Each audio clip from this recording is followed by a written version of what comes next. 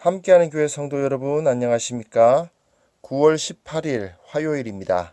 레위기 14장 1절에서부터 9절까지 말씀을 함께 묵상해 보겠습니다. 우리가 이제 13장이 드디어 끝났습니다. 드디어 끝나고 이제 드디어 14장으로 들어왔는데요. 이제 죄를 용서함 받는 문제에 대해서 생각해 보아야 될 때가 되었습니다. 근데 우리는 죄 용서를 어떻게 받는지 잘 알고 있습니다. 회개함으로써 용서를 받죠. 그런데 문제는 이 회개라는 것을 너무 쉽게 생각하시는 분들이 있습니다. 그냥 간단하게 그냥 죄송합니다 하면 그게 회개라고 생각하시는 분들이 계세요. 그러다 보니까 범죄와 회개를 쉽게 합니다. 쉽게 죄 짓고 또 쉽게 회개하고 또 죄 짓고 또 회개하고 그것을 계속 무한 반복 루틴을 달리시는 분들이 가끔 있는데 그러면서 자기가 이제 경건하다고 생각하는 거죠. 그런 분들을 보면 정말 성경에서 말하는 회개에 대해서 정말 제대로 가르쳐야 되겠구나라는 생각이 듭니다. 우리가 이 레위기에서 말하는 이 피부병, 이 악성 피부병으로 인한 부정함 때문에 진영 밖에 나갔다가 다시 들어올 때 하는 그 죄 때문에 바깥으로 내쳐졌다가 회개함으로 다시 들어오는 것과 비슷한 그림이지 않습니까?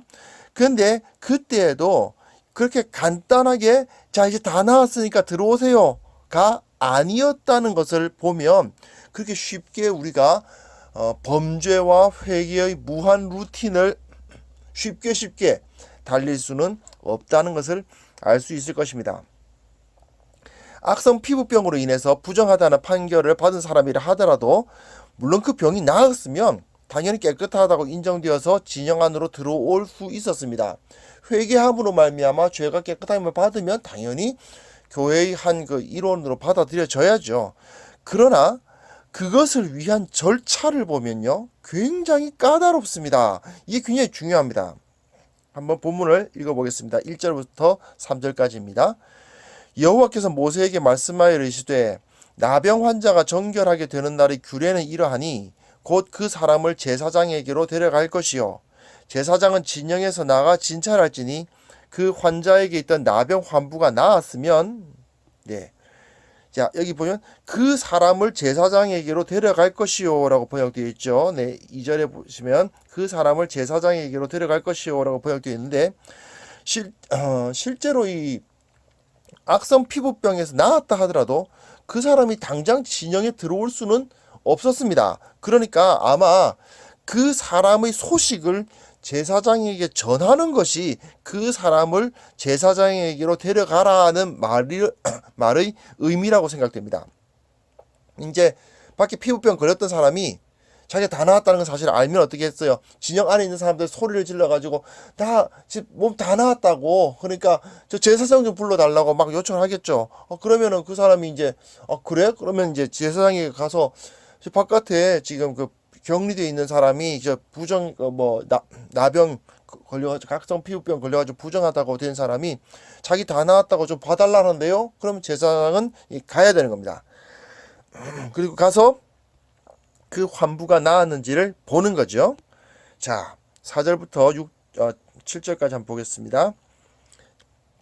제사장은 그 정결함을 받을 자를 위하여 명령하여 살아있는 정결한 새 2마리와 백향목과 홍색실과 우슬초를 가져오게 하고 제사장은 또 명령하여 그 새 하나는 흐르는 물 위 질그릇 안에서 잡게 하고 다른 새는 산채로 가져다가 백향목과 홍색실과 우슬초와 함께 가져다가 흐르는 물 위에서 잡은 새의 피를 찍어 나병에서 정결함을 받을 자에게 7번 뿌려 정하다 하고 그 살아있는 새는 들에 놓을지며. 자, 다 나왔습니다. 제사장이 가서 보니까 어유 깨끗하게 나왔어요. 다 나왔구나. 그럼 들어와 이제 괜찮아 라고 하는 게 아니고요. 아무리 병이 다 나왔어도 그를 함부로 진영 안에 들여올 수가 없습니다. 왜냐하면 만약에 이런 규례가 없다면 어떨까요? 그냥 자기가 이제 다 나왔어 하고 마음대로 이렇게 들어가서 진영 안을 활보할 수도 있잖아요. 다 나왔다는 어떤 그 인증을 받기도 전에 함부로 들어오는 것을 막는 규례이기도 했을 것입니다. 하지만 여하튼 중요한 것은 부정했다가 정하게 되는 것이 그렇게 쉬운 것이 아니라는 것입니다. 그것이 되게 중요합니다. 그래서 이 사람이 부정에서 벗어났다는 규례를 선포하는 부정에서 벗어났다는 것을 선포하는 그 규례가 상당히 복잡합니다. 자, 이 제사는 아닙니다. 하나의 그 규례입니다. 제사는 또 8절 이후에 내일 본문에 아마 나올 겁니다.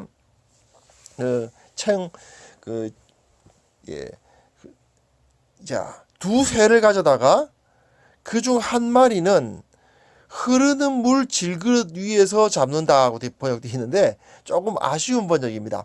흐르는 물이 질그릇 안에서 흐를 수도 없고 물이 흐르러가는데 그 위에 질그릇을 띄워놓고 잡아라는 의미냐? 그건 또 아니고요.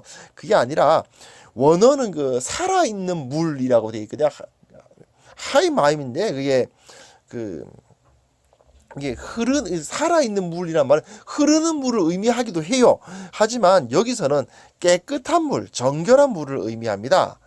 그래서 이는 그 죽이는 새의 피를 그 깨끗한 물에 섞기 위해서예요, 사실은. 그러니까 깨끗한 물을 질그릇에다 퍼다가 그 위에서 새를 죽여서 그 피를 그 물에 섞는 거죠. 왜냐하면 그 이후에 보시면 아실 수 있다시피 그것을 이제 백향목과 홍색실과 우슬초와 함께 가져다가 흐르는 물 위에서 잡은 새의 피를 찍어야 되잖아요. 즉 새에서 피가 나오면 얼마나 나오겠어요? 그렇게 많이 나오지 않지 않습니까?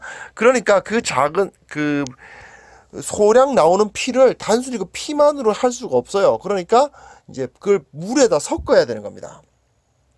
자, 다시 한번 보시면, 그래서 그걸 어떻게 하느냐 하면 백향목 그 자체로 향기를 머금은 이제 상당히 좋은 나무죠. 백향목에다가 우슬초는 박하 종류의 허브입니다. 그거를 이제 붙여서 홍색실, 백향목과 우슬초와 홍색실을 가져다가 되어 있는데 명백히 기록은 되어 있지 않은데 홍색실은 특히 피를 상징하겠죠. 빨간색이니까. 그 명백하게 기록된 것은 아니지만 우슬초를 이제 백향목에 묶을 때 그러니까 빗자루처럼 이렇게 붓이나 빗자루처럼 이렇게 묶으려면 실이 필요할 거 아니에요. 그러니까 그 묶는 데 사용하는 것이 이 홍색 실이었을 겁니다. 실을 가지고 이제 그 백향목 자루에다가 묶어요. 꼭 빗자루나 이제 총채나 아니면 무슨 붓처럼 묶어요. 묶은 다음에 그 죽인 새의 피를 섞은 물에 방금 질그릇에 맑은 물을 떠넣고 그 위에서 새를 죽였잖아요. 그럼 그 피를 흘려서 그 물에 섞었죠. 그 물에다가 이 백향목의 홍색실로 묶은 우슬초를 담급니다. 이렇게 하려면 당연히 피의 양이 많아야 되는데 새 한 마리에서 피가 그렇게 많이 나오는 것이 아니니까 이게 그 피를 물에다 섞어서 그걸 사용하는 겁니다. 그리고 그 물에 또 나머지 살아있는 새도 담궈요. 그리고는 그 우슬초에 묻은 물을 피부병 나은 사람에게 7번 뿌려주고 그 새는 들에 풀어줍니다. 이는 그 죽은 새의 피와 그 섞은 물, 그 깨끗한 물을 창조의 숫자 7이라는 것은 하나님께서 7일 동안 세상을 창조하셨지 않습니까? 그러니까 7은 창조를 상징하는 숫자거든요. 그래서 그 7번 뿌림으로 인해서 그 사람이 깨끗해졌다. 즉 새로운 피조물이 되었다라고 선포하는 것이죠. 7번 뿌리라고 되어 있죠. 예. 그리고 그 새가 들에 풀어지는 것은 뭘까요? 자유를 얻었다. 이 새는 원래 이렇게 죽임을 당해야 되지만 그 다른 새의 덕으로 말미암아 그 새는 이제 자유를 얻었다는 것을 나타내는 상징이라고 할 수가 있겠습니다. 그래서 8절 9절 한번 읽어보겠습니다. 정결함을 바르는 자는 그의 옷을 빨고 모든 털을 밀고 물로 몸을 씻을 것이라. 그리하면 정하리니 그 후에 진영에 들어올 것이나 자기 장막 밖에 이레를 머물 것이요. 7째 날에 그는 모든 털을 밀되 머리털과 수염과 눈썹을 다 밀고 그의 옷을 빨고 몸을 물에 씻을 것이라. 그리하면 정하리라. 자, 그 정결 의식이 끝난 후에 옷을 빨고 모든 털을 밀고 이제 물로 몸을 씻습니다. 몸의 모든 털을 다 민다는 것은요, 사실 당시로서는 그렇게 단순한 일이 아닙니다. 굉장히 그 복잡한 일이고 또 부끄러운 일일 수도 있거든요. 근데도 이런 일을 하는 건 뭐냐면 완전히 처음으로 돌아간다. 완전히 리셋된다. 처음으로 다시 돌아간다. 예전에 처음 만들어졌던 그 어릴 때 처음 태어났을 때의 그 모습으로 돌아간다는 의미를 갖는 거죠. 그렇게 진영 안에 들어옵니다. 자, 정하다 선포되고 새 2마리 가져다가 새 1마리 죽여서 그 피를 물에 섞어서 그거를 뿌리고 그 새 다시 날려 보내주고 하는 그 의식을 마친 이후에도 들어가서 진영 안으로는 들어가는데 자기 집, 자기 장막 안으로는 못 들어가요. 또 못 들어갑니다. 7일 동안 아마 바깥에서 따로 무슨 뭐 움막을 하나 지었든 어떻게 해서 거기서 7일 동안 지내야 됐겠죠. 그 7일 동안을 또 기다립니다. 창조를 상징하는 7이 계속 반복되면서 이 사람이 새로운 피조물로 거듭나야 된다. 다시 태어나야 된다는 것이 계속 강조가 돼요. 그렇게 7일이 또 지나지 않습니까? 그러면 다시 그 7일간 조금 또 털이 자랐겠죠? 그 털을 다시 다 밉니다. 다시 다 밀어서 다시 옷 빨고, 처음 들어올 때 옷 빨고 모든 털을 밀고 물로 몸을 씻고 들어왔는데, 그런데 그걸 또 다시 한 번 더 하는 거예요. 7일 동안 털을 다시 밀고 옷을 빨고 몸을 물에 씻어서 정하다라는 그 선포가 이루어집니다. 이렇게 복잡한 정결 의식이 이어지고, 다음 내일 다룰 본문에서는 이제 제사를 또 드리거든요. 8일째에 그 제사까지 드리면 부정하면서 노임을 받아요. 그러니 부정하면서 노임을 받는다, 죄에서 용서를 받는다, 하나님의 백성으로 다시 재영입된다. 이게 절대로 함부로 쉽게 될 수 있는 일이 아님을 금방 알 수 있습니다. 이를 우리 한번 현실에 한번 비추어 보자고요. 범죄와 회개를 편리하게 무한 반복하는 행위가 가능합니까? 구약이니까 그랬던 거고 신약은 아니지.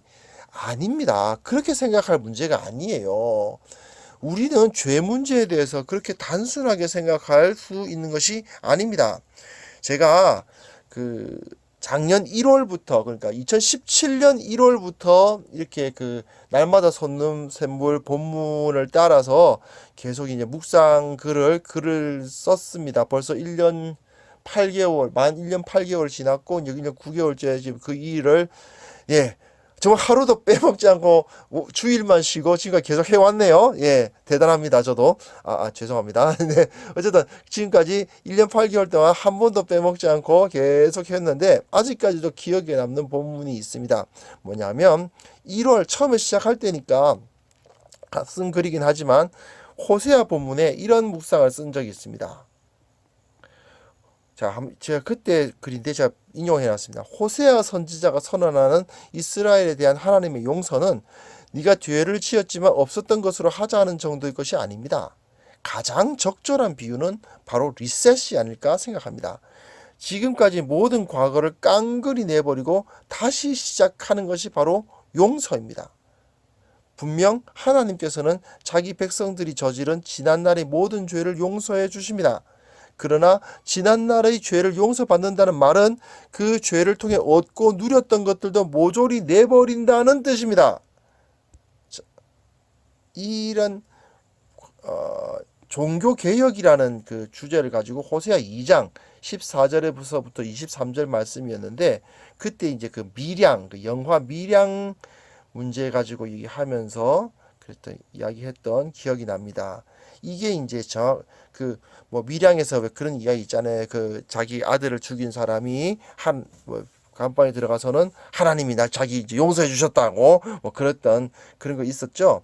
그러나 그것은 아닌 거죠. 사실 그것은 우리가 이제 회개라고 말할 수가 없고, 새롭게 된다는 것은 결코 그런 것이 우리가 좀 생각해 본다면, 우리가 하나님께서는 분명 우리가 부정함과 죄악에서 돌아오기를 바라십니다. 그러나 돌아감은 결코 그 잘못과 부정함을 그대로 안고 있는 상황에서 또 죄를 지으면 다시 회개하지 뭐. 이렇게 쉽게 말할 수 있는 문제가 아님을 기억해야만 되겠습니다. 혹시 내게 아직도 해결하지 못한 죄가 있다면, 또는 그 자체는 죄가 아니지만 내 인생에 악영향을 미치는 습관이나 환경, 부정함이 있다면 지금이라도 버리고 온전히 새로운 피조물로서의 삶을 시작해야겠다는 결단을 하실 수 있었으면 좋겠습니다. 그것이 진짜 회개니까요. 그렇게 해서 완전히 새로운 피조물로서의 새 인생을 사는 것, 그것이 회개고 그것이 거듭남이라는 사실을 기억하실 수 있었으면 좋겠습니다. 오늘 하루 이 사실을 기억하며 승리하시는 여러분들 되시길 바랍니다. 기도하겠습니다. 하나님 아버지, 주님께서 저희들을 사랑하셔서 우리 가운데 계시고 우리를 늘 죄로부터 용서하시는 분이심을 우리가 확신하게 하심을 감사합니다. 그러나 우리가 결코 그 용서를 값싼 복음으로 여기고 함부로 생각하지 않도록 도와주시고, 주님께서 더 큰 은혜로 우리에게 함께 하시되 우리가 온전히 회개하고 온전히 새롭게 되고 온전히 과거로부터 단절하는 그러한 삶을 살아갈 수 있도록 도와주시옵소서. 오늘 하루 이 단절의 삶을 실천하며 살아가는 우리 모두를 만들어 주시려 원하옵고 예수 그리스도의 이름으로 기도합니다. 아멘.